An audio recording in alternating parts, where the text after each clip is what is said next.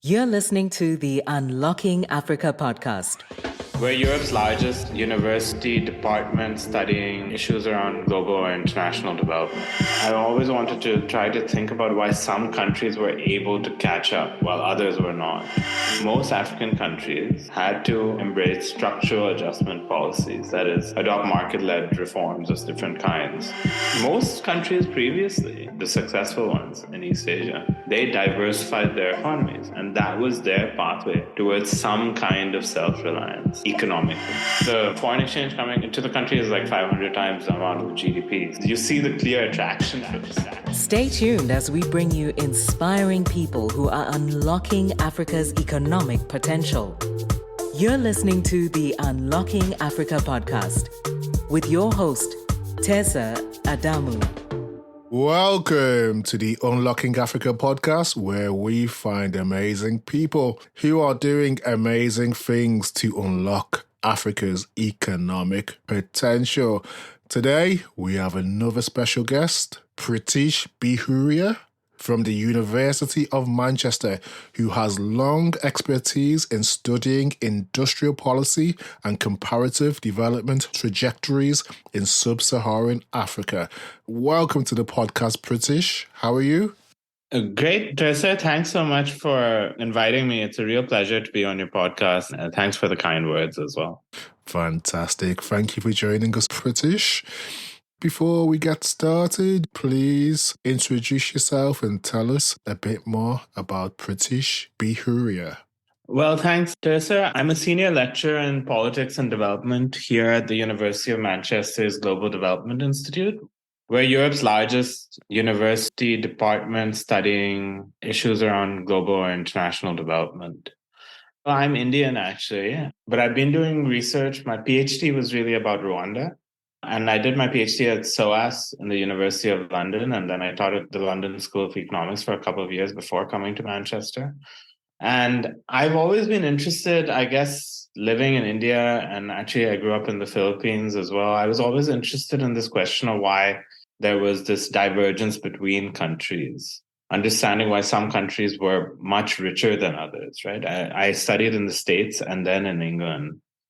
Now, of course, these countries are not without their problems, but there's something in terms of the vulnerabilities of our economies in the global south and former colonies that remain salient. I always wanted to try to think about why some countries were able to catch up while others were not.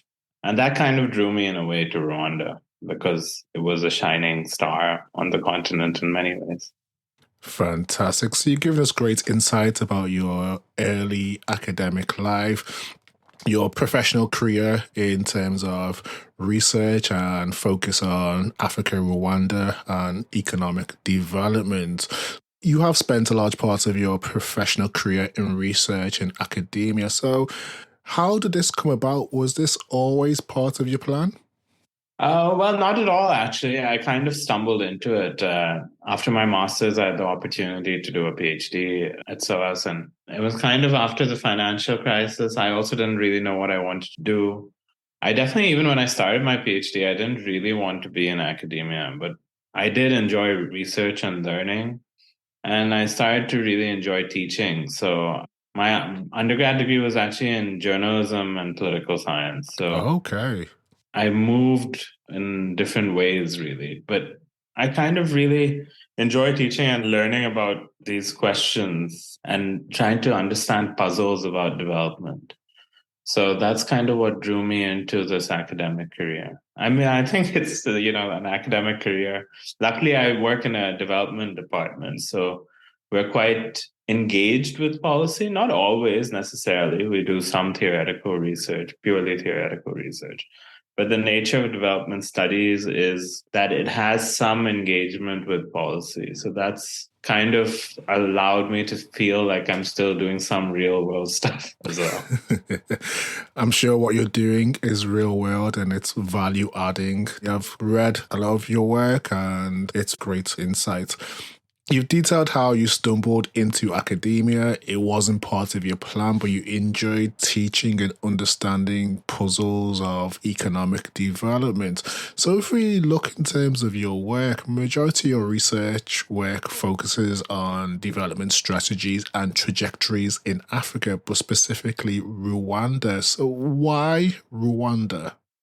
Yeah, I mean, again, I guess for me, like when I was doing my undergraduate degree at Northwestern in the States, I took a class basically about Rwanda.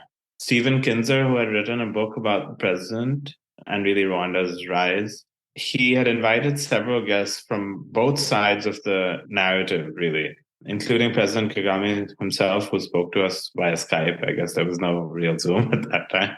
And then critics of the government, including Theogene Rudasingwa, who is one of the main exiled Rwandan and former chief of staff, to speak to us. So we were introduced to this puzzle of why this otherwise seemingly authoritarian country had managed so much success. And that time it wasn't even, the growth spurt was only just beginning. And now Rwanda, it's kind of difficult to escape news of Rwanda on a daily basis. It's quite remarkable what's happened in terms of how they cemented themselves in a way. I mean, obviously, I look out for it a bit more, but on the international stage. And that's a remarkable change in the last 10 years or so. So I was looking to understand this question of why maybe, we are always told that democracy is the key foundational pillar of growth, but historical trajectories tell us that it's rarely been the case necessarily. Not that authoritarian countries have always done well. Most authoritarian countries do badly. But East Asian countries did. And what we were seeing in terms of success was also common among some relatively authoritarian countries. I'm not arguing for that position at all. I just wanted to understand why that was the case. Fantastic. So you've detailed there in terms of your interest was sparked through learning and understanding how Rwanda cemented itself on the international stage, and it has been used as a shining light or example in terms of fast economic growth and development. So if we look outside of Rwanda and at Africa in general, what are some of the contemporary challenges of, say, 21st century development in Africa? When we think about the contemporary challenges, I think most of my research, which looks broadly speaking from historical political economy, it shows that, I mean, as many know, what happened universally, though in different ways, is that most African countries had to embrace structural adjustment policies, that is, adopt market-led reforms of different kinds in the 80s or 90s, at different times in different ways, but they all did. And this is compared to past development experiences, like East Asian development, for example, Korea, Taiwan, etc. They never were forced in this way to embrace these market-led policies. Of course, that has resulted in the weakening of state capacity in many ways, from the weakening of bureaucratic capacity, from the weakening of the role of the state. And if you see diversification as a central challenge of development, and you see the state's role as essential in that, the challenge of late development contemporarily is much, much more difficult. It's not impossible, but it comes with this added pressure of this market-led logic, both in terms of normatively about it being necessarily the way to develop, but also in terms of the imposition of certain policies, which continues even today and is going to be happening again in this moment because of the challenges within the global economy. From your perspective, what are some of the factors or indicators that signify late development, specifically in a Sub-Saharan Africa context? For me, there's a key factor, and that is the lack of diversification in an economy. This is important. So one thing that colonialism did universally across the world, I mean, pretty much universally across the world, is it got its former colonies stuck in primary commodity dependence.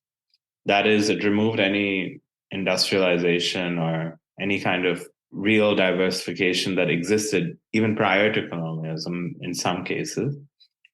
And most countries were basically either coffee dependent, oil dependent, mineral dependent, tea dependent, or something like that. The challenge with this is that if you are export dependent and dependent on a single export, ultimately the global commodity price, the prices for those commodities fluctuate on global markets, especially since a lot of these commodities have become increasingly financialized. As a result, when these commodity prices drop, since most countries don't actually have any other sources of foreign exchange, and they don't produce enough to satisfy domestic demand, there's no foreign exchange, right? So they can't buy the imported products that they need. And therefore, they have to go to the IMF and the World Bank, right? And that tells you a little bit about the continued salience of this late development of colonialism in shaping future trajectories. Now, governments have dealt with this challenge in very different ways, right? You see the rise of tourism as a key development strategy. Yes. Then the challenges associated with that, which was clear during the pandemic, right? You see countries going to having Eurobonds, etc., right? And then you see the interest rates rising. And now what's going to happen?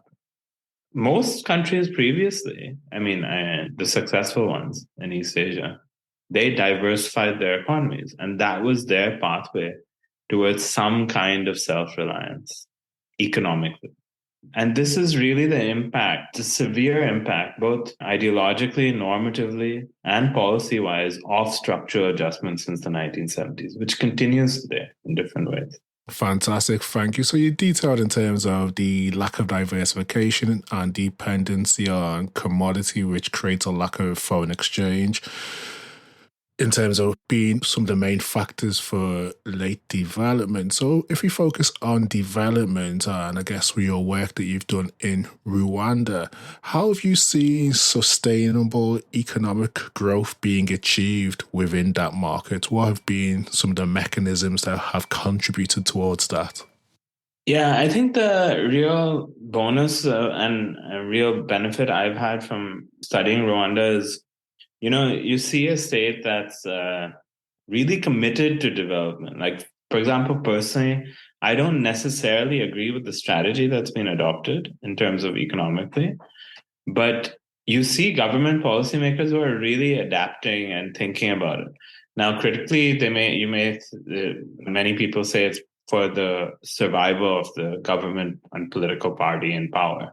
But nevertheless, they are committed to delivering development in some way. Now, broadly speaking, in the 50s and 60s, we saw development as structural transformation, the diversification of economies, right?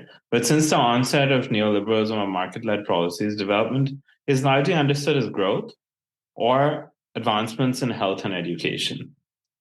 Now, Rwanda has done extremely well in terms of growth, although the figures are constantly questioned, and health and education. I think there's questions still about quality of education and stuff, but the health advances have been really, really significant in such a short period of time.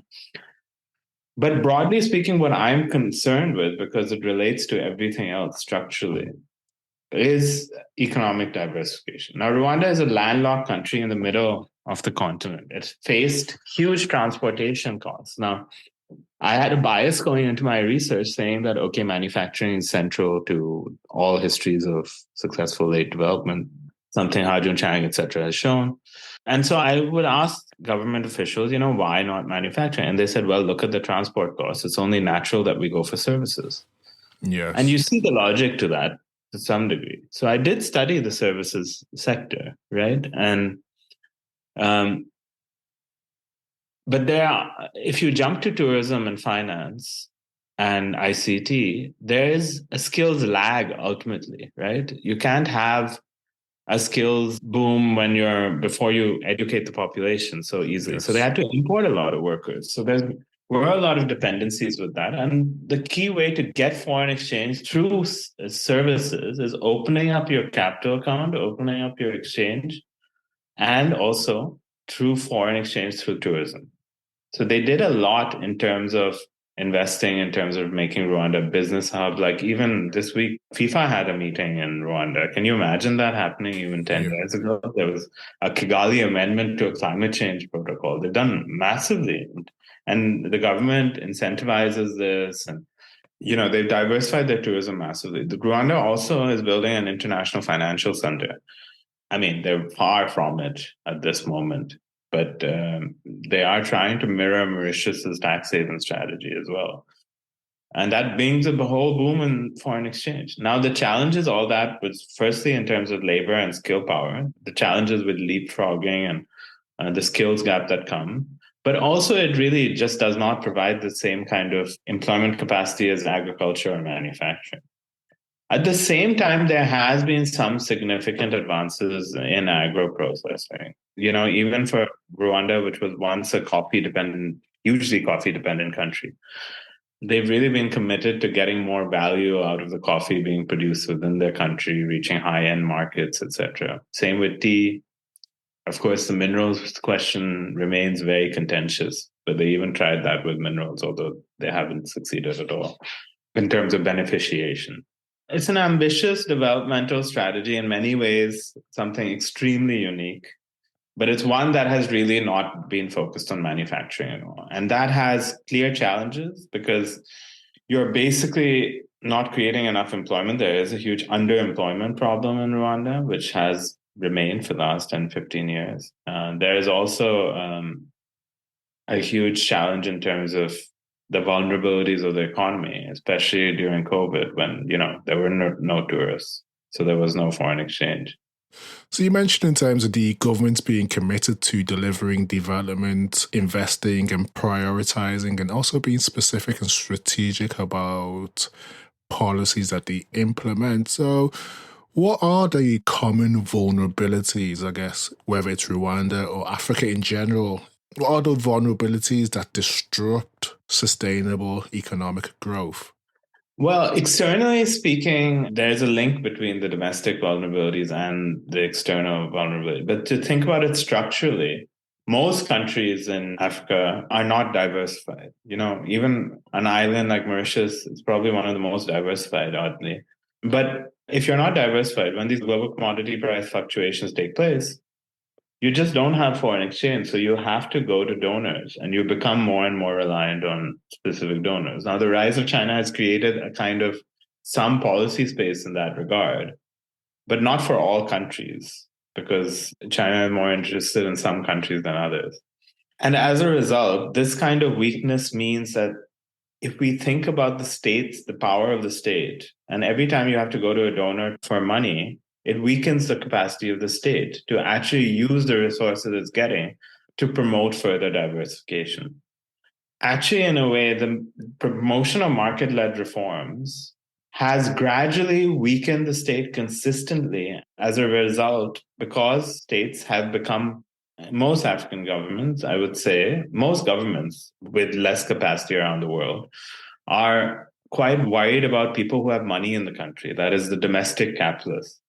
Because the domestic capitalists can fund your political opposition to unseat you. Or worse, they can help mount a coup. There's so many multiple occasions out of this. Yes. So a related research agenda I have is on documenting how African capitalists have negotiated this terrain of vulnerability and distrust with governments. And you understand this in relation to the broader marketization of these economies and the vulnerabilities related structurally to being undiversified. So while you understand the government's perspective in terms of trying to maintain political stability, every country that has successfully developed has done it through the promotion of effective state-business relationships with domestic capitalists. That is a significant challenge in Rwanda, where all major domestic capitalists have either they've fell out with the government or they've left in exile, the major ones since 1994. There are some key ones in agro-processing in particular. It is a common story across many countries on the continent. Or the capitalists just being way too strong, like say in Nigeria, and Dangote not being disciplined. I mean, not necessarily Dangote, but some governments not having the power to discipline very powerful capitalists. You raised some very interesting points there. You've discussed about domestic capitalists and their link with regards to economic development internally. So, would you say that Africa's economic development challenges in general are externally or internally driven? They're interlinked. In the post-independence years, there was independence rhetoric around building autonomous development, right? And that was actually also in terms of thinking about regional free trade and regional industrialization through regional free trade. Ideas have come back, but much more emphasis on the free trade than the industrialization part. I mean, it's very difficult as well. Even in East Africa, it's been very difficult. But that would have been a much more domestically oriented strategy. Whether it could have been done or not, it's difficult. But for example, East Asian countries were able to use their home markets to build domestic firms and protect those home markets and protect those domestic firms before they eventually became exporters in most cases, right? Like the Hyundai, Samsung, etc. Yes. Look like very different companies. They gained control of their home markets and they learned both technologically and managerially before they could compete on the world stage. This is gone, right? Like it's not an option for most African countries now because they've liberalized. So it's a significant challenge. Also politically, there's a distress. But the thing is about being more integrated financially and trade-wise in the economy. There is this link in terms of how much you can support domestic capitalists, how much you can conduct industrial policy, because effectively the state has weakened in its capacity in relation to actually having the policy space for directing investments in different places. And that, I think, is this linkage. With increased integration, the domestic and the external are naturally linked, basically, and dependent on one another. Fantastic. Thank you for sharing that. Earlier on, you mentioned about Mauritius being a diversified economy. I read an interesting article that you recently published, which is The Political Economy of a Tax Haven, the Case of Mauritius. Yeah. Can you tell us what some of the key themes of the article are? Okay. So, yeah, I mean, this is one of the urge to study the tax haven in Mauritius. It was motivated by my kind of what I found doing research in Rwanda, but also elsewhere across the continent. Basically, when I was doing research in Rwanda, these ideas were very much being discussed by policymakers about mimicking Mauritius. Ramasitanen, the finance minister of Mauritius, who really led the tax haven strategy in many ways in the 1990s, he was on Kagame's presidential advisory council. Okay. For 10 to 15 years. I mean, the Rwandan government would commission studies about this question, about how they can become a financial center on the continent. And I mean, they very much explicitly are trying to do this now with the Kigali International Finance Center. But then oddly, like I was in Rwanda and I met these people from Jersey who were advising the Rwandan government. And then a couple of years later, we kind of on Facebook or something, we realized that we were in Tanzania at the same time. So I met them and they said they were advising the government. And Tanzania is quite a closed government, but they were just seeking advice, I guess. And then oddly in Ethiopia, I bumped into one of them. The narratives about finance, the role of finance in development, we see it in two really contrasting ways. Either there's the international financial institution version that you should have central bank independence, you should liberalize your financial sector, there should be less state control over the financial sector, no state banks, central banks should be independent regulator, no state involvement, etc. And then you have the other side, which is the history of most development, most successful development countries, where all commercial banks were nationally owned. There was a big role for development banks. There were exchange rate controls. There were often state-owned banks leading development and leading investments. So, you have these contrasting strategies. And there is this other strategy that many countries have not only followed, and we rarely study them, like Singapore is a tax haven. Yes. Dubai is a tax haven. The UK is a tax haven in many ways. It's Delaware, where Biden is from. Yes. This is a tax haven. And actually, a lot of the policies being pushed about raising corporate tax, it leads to the strengthening of these more powerful ones rather than the weaker ones. But that's a slightly different story. So I was quite interested in the fact that not only why, say, Mauritius did this successfully, because even Botswana is a tax haven, right? So you have the two key African success stories in the 80s and 90s. They're both tax havens and they're both democracies as well. But it was a key source of foreign exchange for these countries, which were otherwise really struggling for because they were finding a way to diversify their economies. So I wanted to understand basically why is it that Mauritius adopted its tax haven strategy, but also why so many African countries are interested in becoming them. Ghana keeps toying with the strategy. Kenya keeps talking about it. Morocco is very much trying to do it. Rwanda is trying to do it, right? I mean, the answer why they want to do it was clear, right? They needed foreign exchange and a otherwise undiversified economy. Mauritius traditionally was a sugar economy, right? It did quite successful things in textiles and in eventually tourism.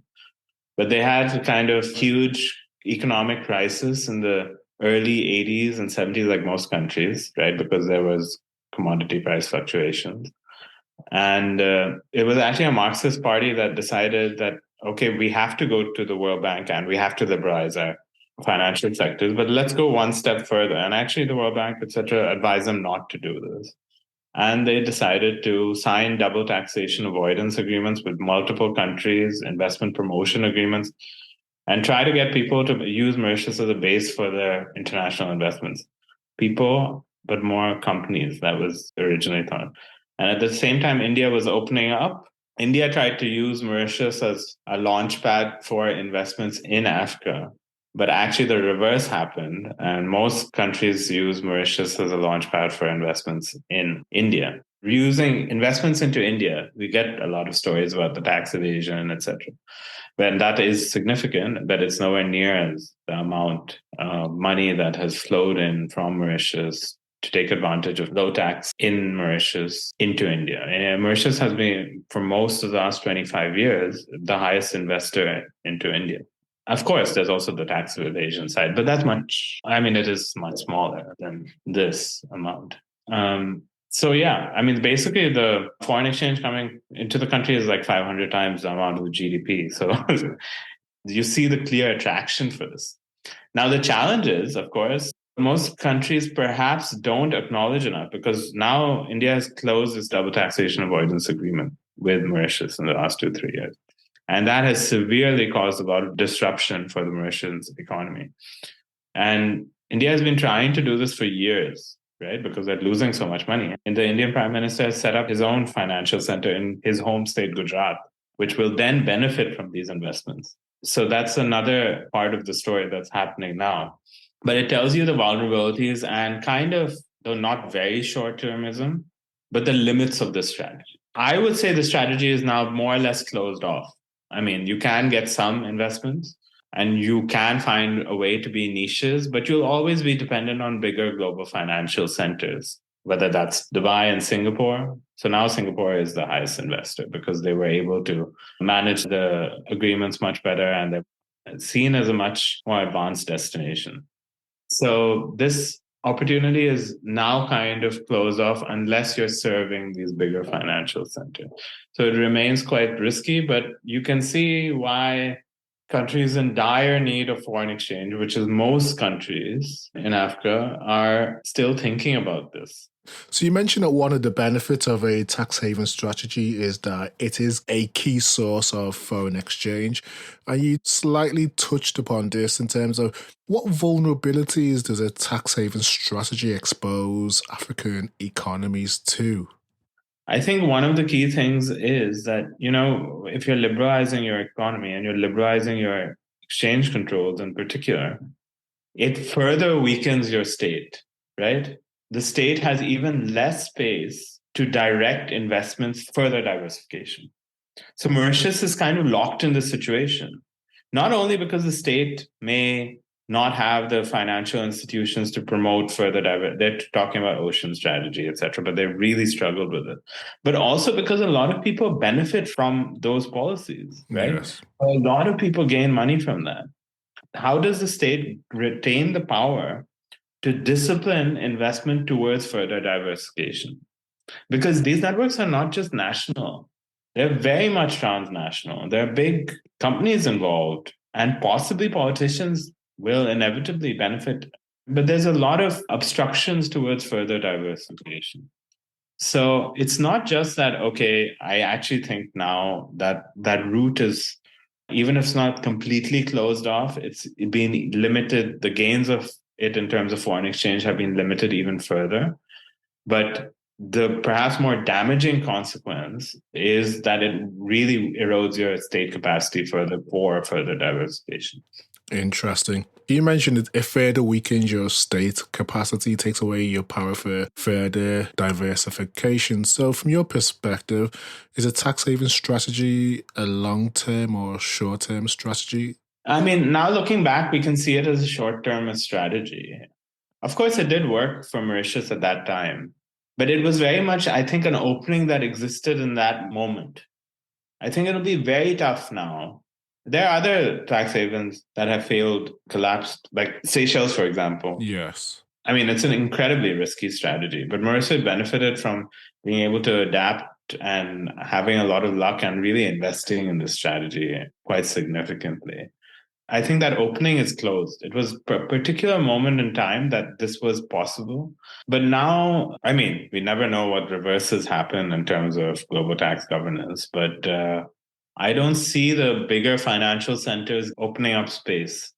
Because one of the major things that happened, which I think signifies the closing of this, and many people in Mauritius also argued this, is that the biggest accountancy management companies, which basically both attract the investors and attract the capital in, but also hold the funds, they've been bought up by 3 global firms, which are on the New York Stock Exchange, etc. So they are basically serving the larger funds. And, you know, like most countries, like Rwanda, Ghana probably talk about this the most.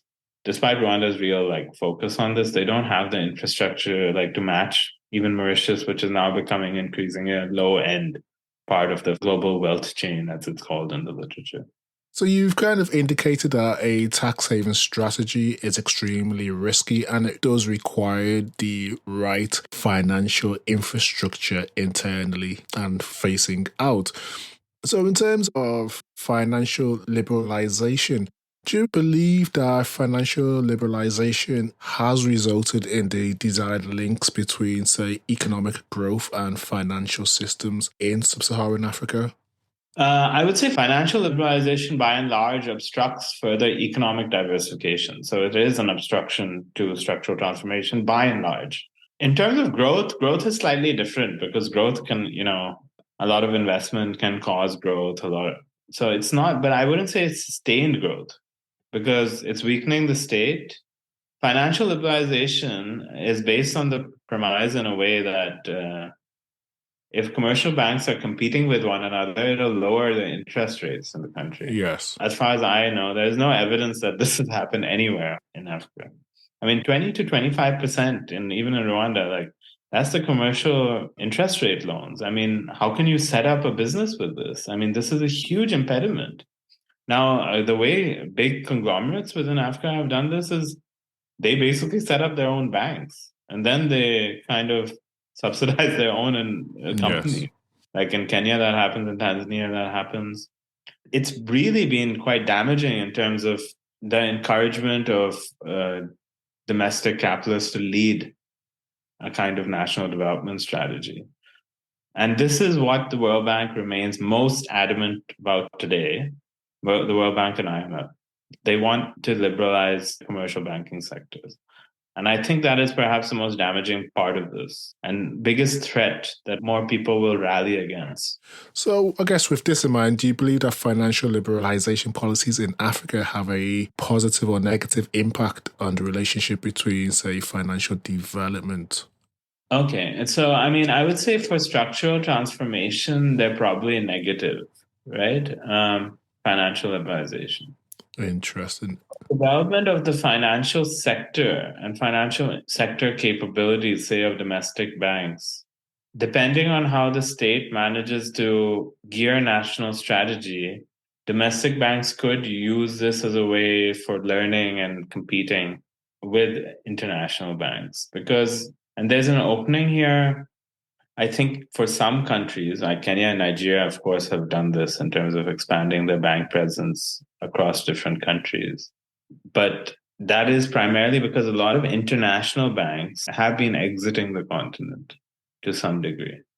That opening is there for some countries and some businesses who've taken advantage, some African businesses who've taken advantage of the broader financial liberalization on the continent.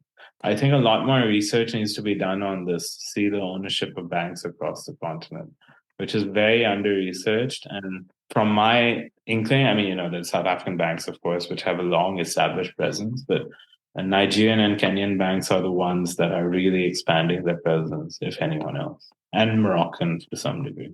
So would you say that financial liberalization policies are too hastily implemented without any commitment to, say, stable macroeconomic policies and financial deepening? I think usually financial liberalization happens as a result when countries are forced or politicians are using financial liberalization to advance certain of their own interests and support their own favored businesses, or to reduce the power of certain capitalist actors. Like this happened to a degree in Rwanda, where financial liberalization was used as a tool to kind of reduce the significance of domestic capitalists, because you could get other people to own the banks and other people to get loans. But that really, you need to have power as a state to do that. Most of the time it happens when economies are at their weakest. So it shows that kind of has this negative effect, and the states don't really have control over the broader macroeconomic factors in the country. Interesting. So you mentioned financial liberalization policies tend to happen when countries are at their weakest and forced to implement them. So what are the long-lasting economic trends created when financial liberalization policies are hastily implemented? I would say that in general, what we found, what you can see is that financial liberalization, though it did exist even prior to structural adjustment in some countries, some financial sectors were already quite liberalized.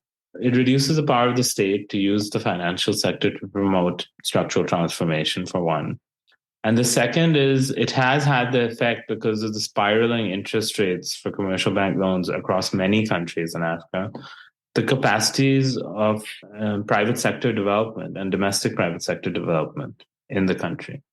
And as a result, perhaps an increasing reliance on foreign investors, which is a challenge, to become the leading source of investment and growth in the country, which I think is especially in countries with weaker state capacity because of financial liberalization, it's a significant challenge.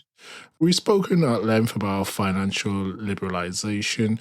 I guess if we look back specifically what we talked about earlier on in terms of 21st century development in Africa, what are some of the positive trends that you're seeing with regards to this on the continent?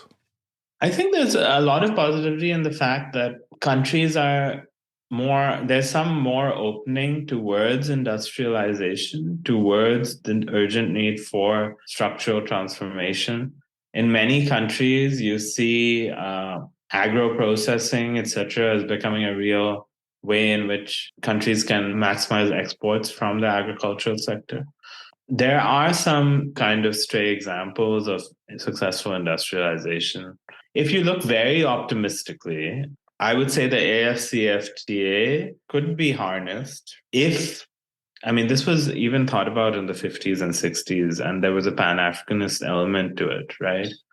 If industrialization and the key of regional industrialization is centered through the liberalization that will occur on the continent, there are real possibilities. But the dangers are that our example of like East African community, etc., have shown that a lot of political tensions between countries have got in the way. And there is always skepticism about larger neighbors with already stronger and more technologically capable firms from getting all the gains from reducing trade barriers, right? So there would be skepticism towards Nigeria in West Africa, and there's long been skepticism towards Kenya and Kenyan firms in East Africa.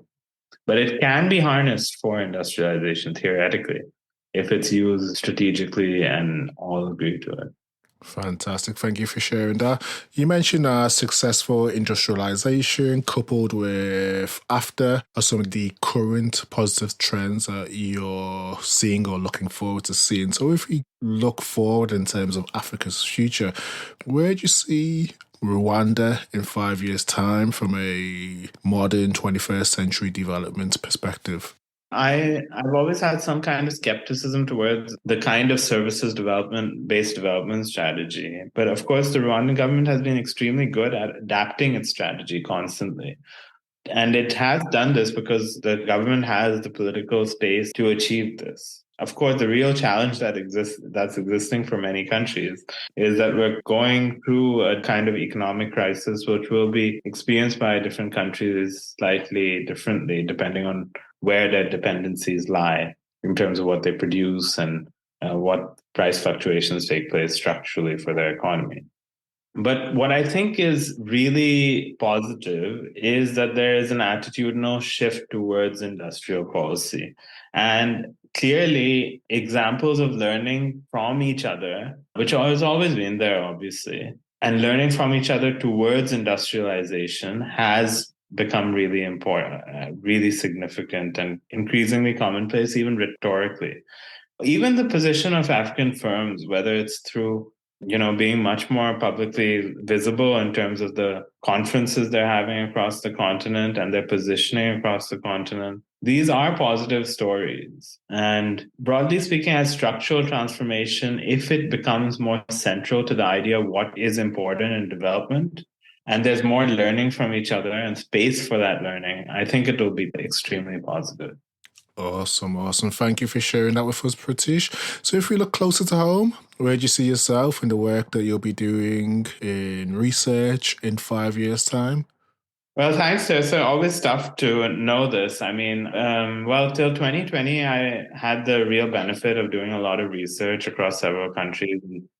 I'm in the process of trying to write this up first on a book about Rwanda's development, and then eventually on a book about the varieties of African economic trajectories, successful ones. So there's a lot of optimism to my work, but highlighting the kind of dependencies that continue to be salient in the 21st century as a result of market-led policies.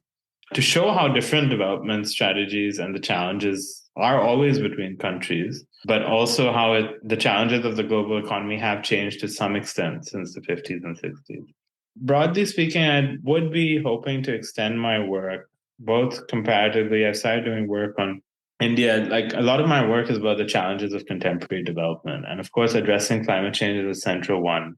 And I've already begun working on India's energy transition and how countries are dealing with the twin challenges of promoting structural transformation of environment and development. Now, we see in the global south, most countries are much more advanced in their commitments than the West is, who promise but don't deliver much, right?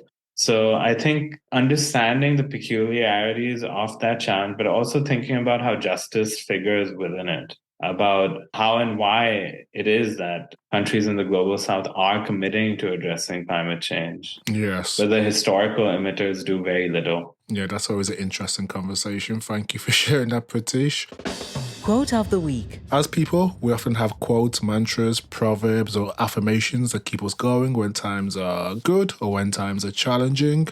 Do you have one that you can share with us today? I think, as an academic, we're quite used to this. So in academia, we kind of experience a lot of failure in terms of our publication. I mean, everyone does, right? But yes, publications, etc. And I mean, a key thing is always try to learn from that failure, which is always difficult because most people, including me, definitely, I end up repeating my mistakes repeatedly. Don't we all? But, a lot of my research is about industrial policy and this challenge of structural transformation. And a key part of industrial policy is failure. Most industrial policy fails, right? And a key way of thinking about success is about having the space and the capabilities to learn from that failure. So I think a lot of my work is around this, to just try to fail better. Important. So I guess That's important in research, academia, and also in business life as well. It's important to learn from those mistakes or those failures and don't give up and just keep on moving forward. Yeah.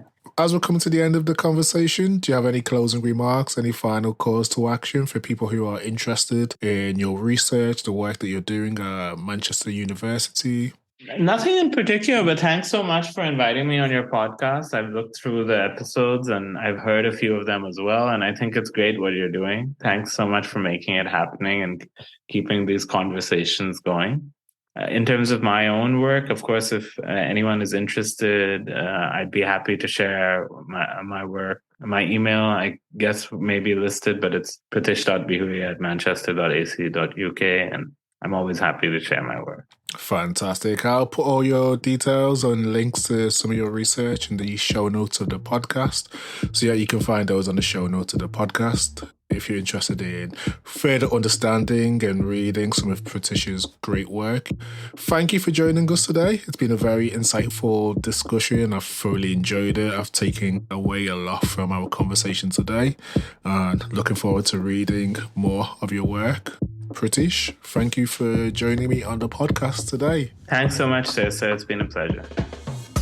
Thank you to everyone who has listened and stayed tuned to the podcast. If you've enjoyed this episode, please subscribe, share, or tell a friend about it. You can also rate, review us in Apple Podcasts or wherever you download your podcast.